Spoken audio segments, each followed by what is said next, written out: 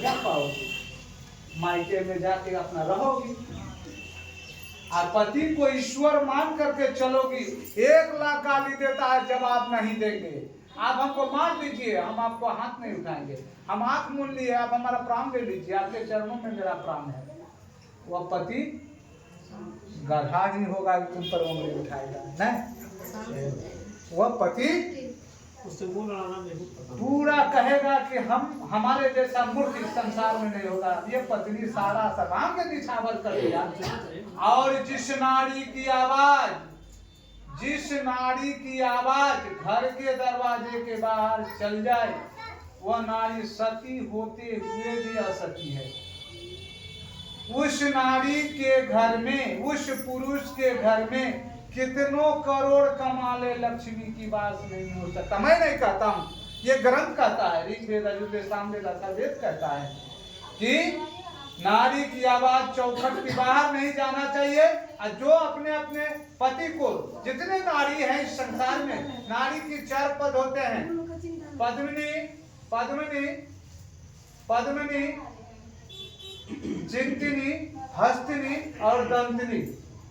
तो जो पद्मिनी होता है वह घर का, उस घर में जाते ही सारा बड़ा हुआ वृक्ष का फूल खिल जाता है। जो चिंतिनी होता है उसका पति कहीं है, घर का चिंतन नहीं होता, वो अपने चिंता कर लेती है। और दंतिनी, जो दंतिनी उसको कहा जाता है, बातों बात में पति से मुंह लगाता है, पति से लड़ता है, ऊंची आवाज में बोलता है, ऐसे नारी सती होते हुए भी असत्यता में जाना जाता है। हस्तिनी, जो हर बात पर लड़ जाता है, वो हस्तिनी होता है।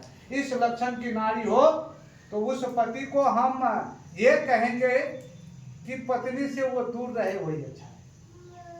कहीं उसकी जिंदगी में कलेश नहीं आएगा। तो सवाल है कि एक फूल को माली के लिए बनाया गया, माली को फूल के लिए बनाया गया। तुम क्या है? मोहिनी किसको कहा है? ग्रंथों ने मोहिनी किसको कहा है? मोहिनी क्या है? मोहिनी नारी, मोहिनी नारी है। जिस नारी का माता पिता ने जिसका हाथ धरा दिया, वहां से डोली आता है और उनके घर से अर्थी जाता है। तो घर तुम्हारा कौन हुआ? जहां से तुम्हारा अंतिम दिन तक तुम्हारा वहां भरण पोषण हुआ, वो तुम्हारा घर है।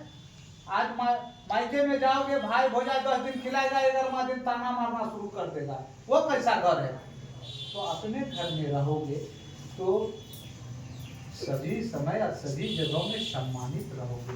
पति को ईश्वर तुल्य मान लो, देवी देवता तुल्य मान लो, वो तुम्हारा इष्ट है। मुंह मत लगाओ, अपनी गलती की क्षमा मांग लो और कहो कि हमसे भूल हो है, अब ऐसा हम जीवन में नहीं करेंगे। अगर कोई कला उसका सीन थोड़ा का है, लड़ेगा, कोनो ना कोनो बात उसके मन के विपरीत हो रहा है, तभी वो लड़ रहा है। क्या अगर तुम उसका अनुकूल कर लोगे, उसके शरण में चले जाओगे तो कोई झगड़ा नहीं होगा। तुम अपना पति को, तुम्हारे पति को हम बुलाएंगे, हम मैया को बुलाए, इस मैया को भेज के तुम्हारे पति को हम यहाँ तक बुला लेंगे, ठीक है? एक दिन बैठा के समझाएंगे। क्या तुम इस बात को स्वीकारने को तैयार है कि पति ही मेरा ईश्वर है? हाँ, मानो। जाओ बेटा, तुम्हारा जिंदगी बच जाएगा।